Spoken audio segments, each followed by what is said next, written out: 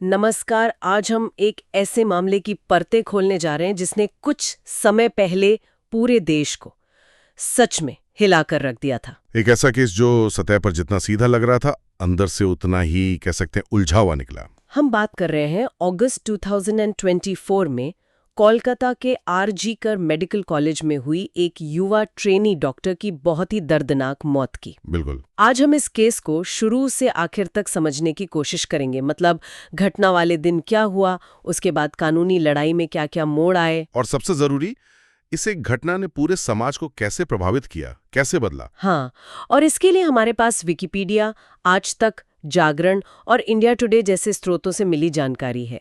हमारा मकसद है कि इन सभी को मिलाकर एक पूरी तस्वीर देखी जाए। बिल्कुल, क्योंकि ये मामला सिर्फ एक अपराध की कहानी नहीं है। ये कहानी है न्याय की उस तलाश की, जहां एक अदालती फैसला तो आता है, लेकिन समाज के मन में सवाल बाकी रह जाते हैं। सही कहा। ये हमारे सिस्टम, सुरक्षा और भरोसे के बारे में बहुत कुछ बताता है। तो चलिए शुरू से शुरू करते हैं। 9 अगस्त 2024, कोलकाता का आरजी कर मेडिकल कॉलेज और अस्पताल। वहां हुआ क्या था? उस दिन अस्पताल के सेमिनार हॉल में एक 31 वर्षीय महिला ट्रेनी डॉक्टर का शव मिला। ओके। और शुरुआती तस्वीरें और जो हालात थे, उन्हें देखकर ही पुलिस का पहला अंदाजा था कि यह मामला यौन उत्पीड़न के बाद हत्या का है। और पुलिस का ये जो शुरुआती शक होता है, ये बहुत मायने रखता है ना? बिल्कुल। क्योंकि यही वो पहली थ्योरी होती है जो मीडिया और लोगों तक पहुंचती है और ये पूरे मामले की दिशा तय कर देती है एक तरह से। एकदम से। बलात्कार के बाद हत्या का शक लगते ही ये मामला एक साधारण क्राइम से कहीं ज्यादा संवेदनशील और आप कह सकते हैं विस्फोटक बन गया। हाँ। लोगों का ध्यान तुरंत इस पर गया और जाहिर है प्रशासन पर तेजी से कार्रवाई करने का भारी दबाव भी बन गया। और उस दबाव का असर दिखा भी। कार्रवाई बहुत तेजी से हुई। बहुत तेजी से। अगली ही दिन पुलिस ने एक 33 साल के सिविक वॉलंटियर संजय रॉय को गिरफ्तार कर लिया। अच्छा, ये सिविक वॉलंटियर ये कौन होते हैं? देखिए, ये लोग पुलिस की मदद के लिए होते हैं, जैसे ट्रैफिक संभालने में या भीड़ को नियंत्रित करने जैसे कामों में। लेकिन इनके पास वो कानूनी अधिकार नहीं होते जो एक पुलिस ऑफिसर के पास होते हैं। तो ये बात तो और भी ज्यादा चौंकाने वाली थी कि पुलिस की मदद के लिए रखा गया एक शख्स ही इतने गंभीर अपराध का मुख्य आरोपी था। बिल्कुल। इस गिरफ्तारी से लगा कि शायद मामला सुलझ गया, पुलिस ने अपना काम कर दिया। पर असल कहानी तो यहां से शुरू हो रही थी। सही। हाँ, क्योंकि कुछ ही दिनों में मामले ने एक ऐसा मोड़ लिया जिसकी उम्मीद शायद कम लोगों को थी। मामला राज्य पुलिस के हाथ से निकल गया। मतलब जांच कौन कर रहा था फिर? कोलकाता हाईकोर्ट के आदेश पर केस की जांच सीबीआई को सौंप दी गई। और मामला सीबीआई को जाना, ये सिर्फ एक प्रक्रियात्मक बदलाव तो नहीं था। नहीं, बिल्कुल नहीं। ये एक तरह से राज्य की जांच एजेंसी पर अविश्वास का संकेत भी था। जब भी कोई हाई प्रोफाइल केस सीबीआई को जाता है तो ये सवाल जरूर उठता है, क्या स्थानीय पुलिस दबाव में थी या सक्षम नहीं थी? सही बात है। और इसने शुरू से ही इस केस को और ज्यादा विवादास्पद बना दिया। सीबीआई के हाथ में केस आने का मतलब था कि अब जांच राष्ट्रीय स्तर पर होगी। महीनों की जांच, सबूत जुटाने और पूछताछ के बाद सीबीआई ने अपनी चार्जशीट दाखिल की और मामला सुनवाई के लिए सियालदा कोर्ट पहुंचा। तो पूरी जांच सीबीआई ने की, मामला कोर्ट में गया। जाहिर है पूरे देश की नजरें इस पर थीं कि अब अदालत क्या कहने वाली है। और अदालत का फैसला साफ था। कोर्ट ने संजय रॉय को बलात्कार और हत्या दोनों का दोषी माना। दोनों का? हाँ, दोनों का। सबूतों के आधार पर अदालत इस नतीजे पर पहुंची कि अपराध उसी ने किया था। दोषी तो तय हो गया, लेकिन इसके बाद आया सजा का सवाल, जिस पर शायद सबसे ज्यादा बहस छिड़ी। हाँ, क्योंकि लोगों में, खासकर प्रदर्शन कर रहे डॉक्टरों में, बहुत गुस्सा था और मौत की सजा की मांग बहुत जोर शोर से उठ रही थी। लेकिन कोर्ट ने ये मांग नहीं मानी। नहीं, अदालत ने उसे मौत की सजा नहीं दी। सजा थी आजीवन कारावास और साथ में जुर्माना। मुझे यहाँ एक बात समझ नहीं आ रही। इतना बड़ा राष्ट्रीय आक्रोश था, लोग सड़कों पर थे, मामला इतना भयानक था, और फिर भी दोषी को मौत की सजा नहीं मिली। अदालत ने इसके पीछे क्या तर्क दिया?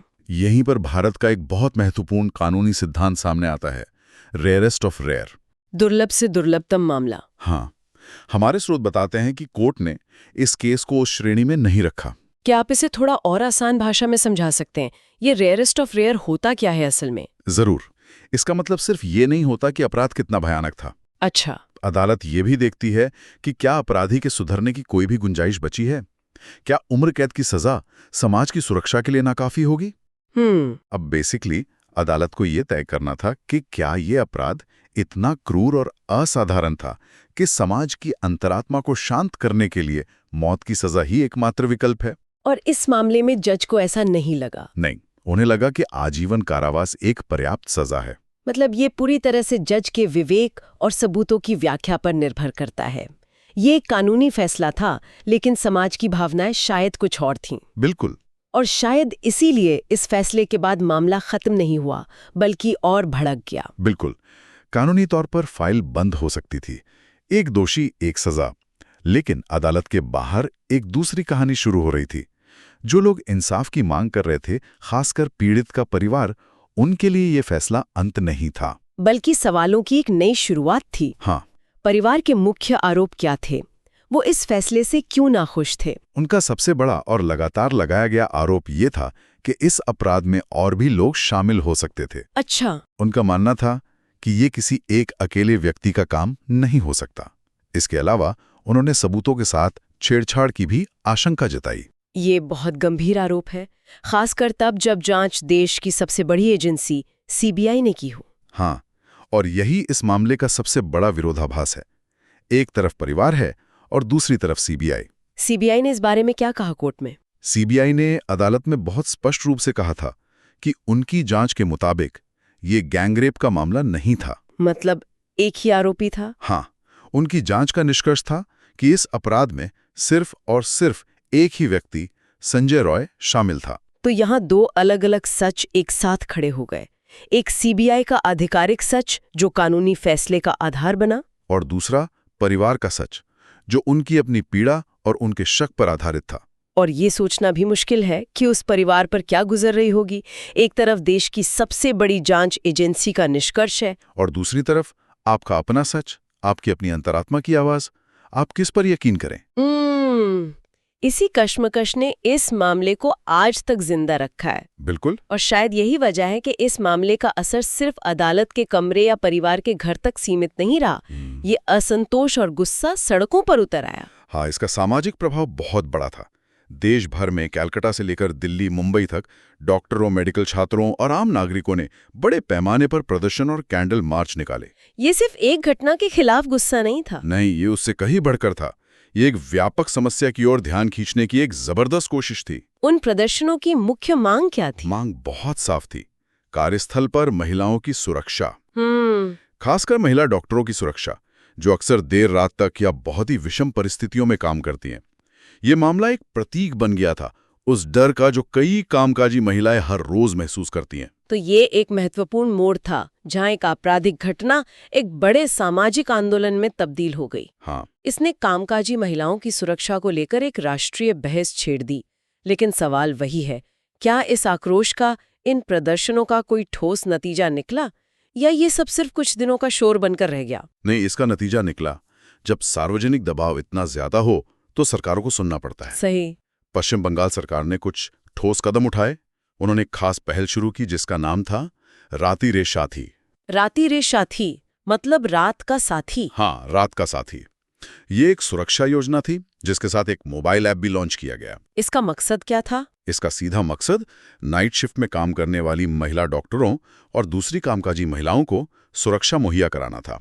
जैसे देर रात घर जाते समय पुलिस एस्कॉर्ट की सुविधा, या किसी आपात स्थिति में तुरंत मदद पहुंचाना। तो ये दिखाता है कि कैसे सार्वजनिक दबाव कभी-कभी नीतिगत बदलाव लाने में कामयाब हो सकता है। बिल्कुल। शायद इस मामले की सबसे सकारात्मक विरासतों में से एक यही है। एकदम। हो सकता है कि ये उपाय जमीनी स्तर पर कितने सफल हुए, इस पर बहस हो सकती है, लेकिन इस बात से इनकार नहीं किया जा सकता कि इस मामले ने व्यवस्था को ये सोचने पर मजबूर किया कि वो अपने सबसे जरूरी कर्मचारियों जैसे डॉक्टरों की सुरक्षा के लिए कितनी तैयार है। सही कहा। तो चलिए इन सभी धागों को एक साथ जोड़ते हैं। हमने एक भयानक अपराध देखा जिसके बाद एक बेहद तेज गिरफ्तारी हुई।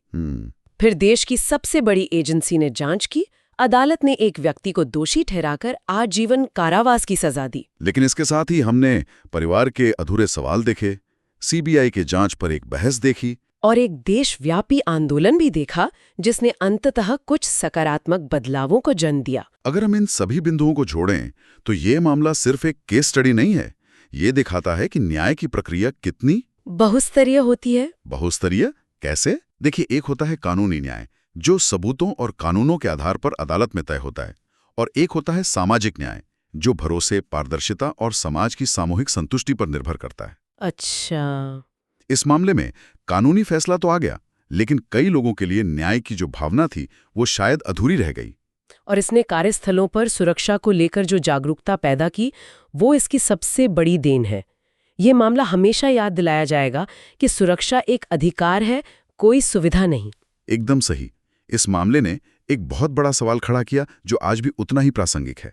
और जाते जाते एक विचार, जब किसी मामले में कानूनी प्रक्रिया पूरी हो जाती है और एक व्यक्ति को दोषी ठहरा दिया जाता है, लेकिन समाज और पीड़ित के परिवार के मन में पूरी सच्चाई को लेकर संदेह बना रहता है, तो क्या हमें न्याय को केवल अदालती फैसले के रूप में देखना चाहिए, या ये उससे कहीं ज्यादा बड़ी चीज है? किसी केस का बंद हो जाना क्या वाकई न्याय का हो जाना है?